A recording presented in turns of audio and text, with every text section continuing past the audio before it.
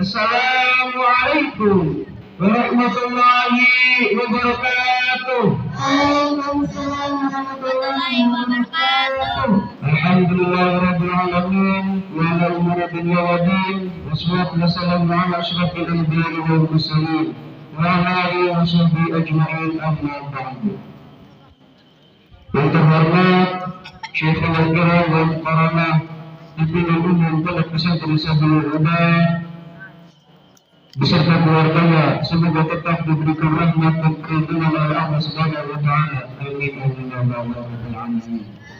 Amin. Yang saya hormati Ketua Yayasan Pondok Pesantren Sabilul Huda, yang saya hormati Dewan Asatidz dan Pondok Pesantren Sabilul Huda, yang saya hormati jajaran pengurus usaha dan atasan budaya yang semoga tetap diberikan istiqomahan dan kesemangatan dalam menjalankan tugasnya. Dan yang saya hormati pula segenap dewan juri dan tidak lupa pula teman-teman seperjuangan yang saya banggakan dan saya saluti. Pertama-tama, marilah kita panjatkan puja dan puji syukur kepada Allah Subhanahu wa taala yang telah memberikan beribu-ribu kenikmatan kepada kita, sehingga kita bisa berkumpul bermunajat di malam berbarakah di tempat yang mulia ini dalam acara mutabarah. Salawat beserta salam semoga tetap tercurah limpahkan kepada wujudan alam, yakni Habibana wa Nabiyana Kanjeng Nabi Muhammad sallallahu alaihi wasallam, yang telah membawa kita dari zaman kegelapan menuju zaman terang benderang seperti ini karena adanya agama Islam. Langsung saja berdirinya saya di sini, saya ingin menyampaikan sedikit pidato yang bertema dengan ilmu menjadi semua menjadi mudah. Hadirin rahimakumullah, perlu kita ketahui dan harus diketahui, Allah Subhanahu wa taala tidak semata-mata menciptakan kita semua sebagai manusia itu untuk beribadah kepada Allah. Karena Allah Subhanahu wa taala berfirman dalam surah Al-Zariyat ayat 56. A'udzu billahi minasyaitonir rajim. Bismillahirrahmanirrahim. Wa ma khalaqtul jinna wal insa illa liya'budun. Dan tidak aku ciptakan jin dan manusia melainkan untuk beribadah kepadaku, kata Allah. Nah, ketika kita ingin bisa mengamalkan ayat ini, karena kita termasuk orang yang tertaklif di dalam ayat ini yaitu manusia, maka kita harus mengetahui ilmu agar kita bisa beribadah kepada Allah. Satu contoh, orang yang tidak mempunyai ilmu ingin ibadah kepada Allah Subhanahu wa taala. Nah, dan kita semua terus orang berbisit langsung masuk. Orang takbir malah imamnya lagi sujud, langsung sujud sambil ya rasa segera apa ini kayak diterima ada. Nah, ketika kita ingin bisa beribadah kepada Allah Subhanahu wa taala dan ibadah kita diterima, maka harus didasari oleh ilmu.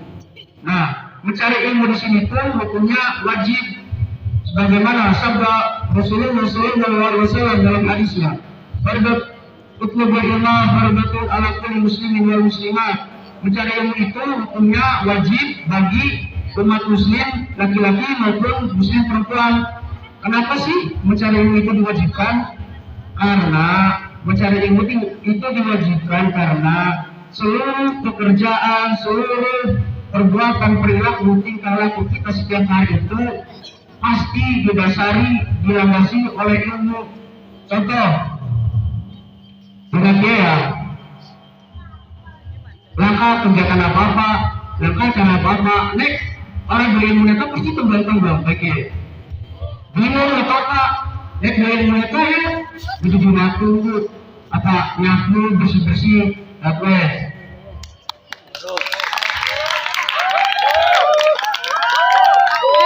Terus ketika kita ingin mendapatkan ilmu itu caranya banyak, tapi yang lebih umum itu dengan cara mengaji. Nah, mengaji di sini pun bukan semata-mata hanya mengaji tok, tapi kudu anak berbune dan ilmu itu bermanfaat. aja sampai kita boleh ilmu lima sabun budak gue, kalau ada puncaknya, apa sih puncaknya ilmu gue? Puncaknya ilmu itu adalah pengamalan. Nah, kan soalnya bahasa kata-kata ngaji tanggung ya. Ngaji tanggung itu bukan berarti satu contoh. Bang Alim mengajar di sebuah Depok, pengen jadi seniornya, jadi ustaz, pengen jadi pesantren, untuk kayak gue ilmu tanggung sudah ilmu tanggung. Ilmu tanggung itu satu orang yang disebut bodoh tapi mengerti hadis dan hukum-hukum agama Allah disebut pintar tapi enggan menambahkan ilmunya, itu disebut ilmu tanggung. Nah, karena itu kita di sini mencari ilmu di Ma'asabul Muda dan Silah. Mencari ilmu kita itu dengan kesungguhan, kesemangatan, keseriusan dalam mencari ilmunya itu agar ilmu kita tidak tanggung. Nah, apabila kita ingin mendapatkan ilmu yang bermanfaat, harus bersungguh-sungguh. Karena menjaga wajaga, barang siapa yang bersungguh-sungguh maka dia akan mendapatkannya.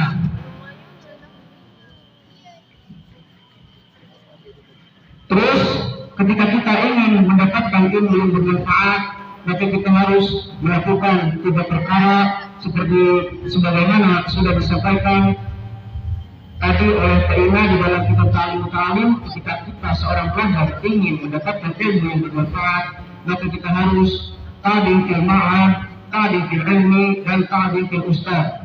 Apabila kita sudah bisa melakukan 3 perkara ini, insya Allah kita akan mendapatkan ilmu yang bermanfaat. Kita akan bisa sampai kepada puncaknya ilmu, yaitu pengamalan ilmu kita bermanfaat.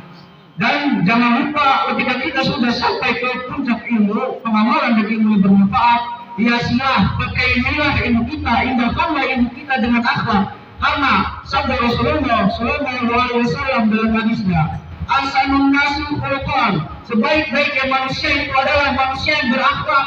Nah, karena itu akhlaknya juga. Takbir.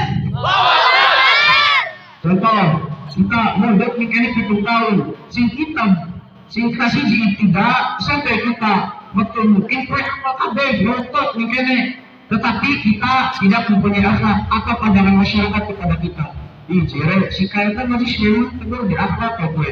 Coba ilmu yang kita sudah kaji, kita berusaha berjuangkan, rela mengorbankan waktu untuk mendapatkan ilmu itu tidak ada apa-apanya di hadapan masyarakat. Karena itu di samping ilmu kita sudah bermanfaat, maka hiasilah ilmu kita dengan akhlak. Terus mencari ilmu itu bukan sampai bisa, melainkan sampai tutup usia.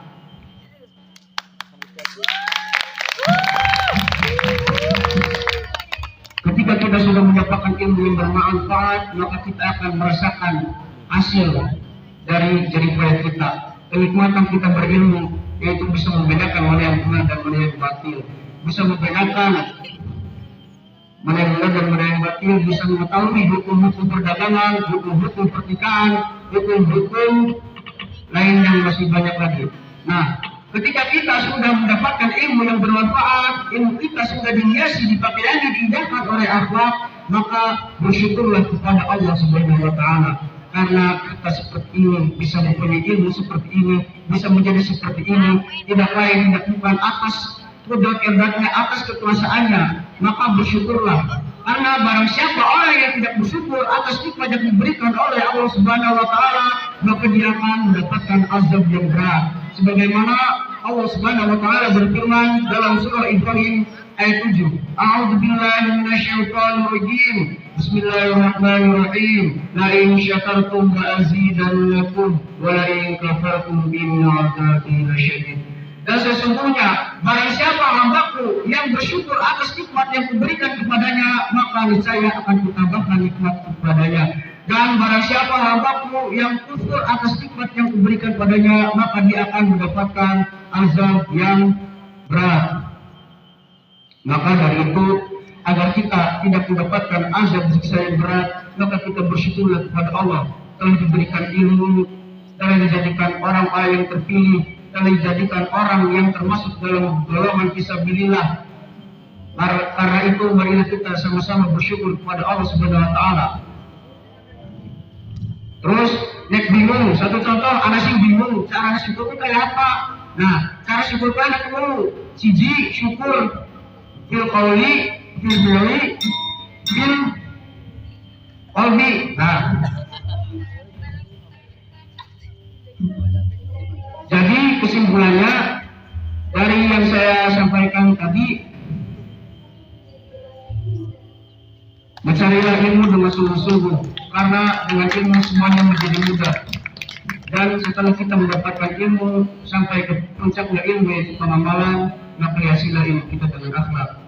Setelah kita berhasil daripada kita, masalah kita telah berhasil, maka bersyukurlah kepada Allah, karena tidak lain tidak bukan kita bisa seperti ini saat ini atas kekuasaannya. Cukup sekian dari saya, kurang lebihnya mohon maaf apabila ada tutur kata yang tidak tepat, mohon dimaafkan. Karena saya masih belajar dan butuh bimbingan belajar. Cukup sekian. Wassalamualaikum warahmatullahi wabarakatuh.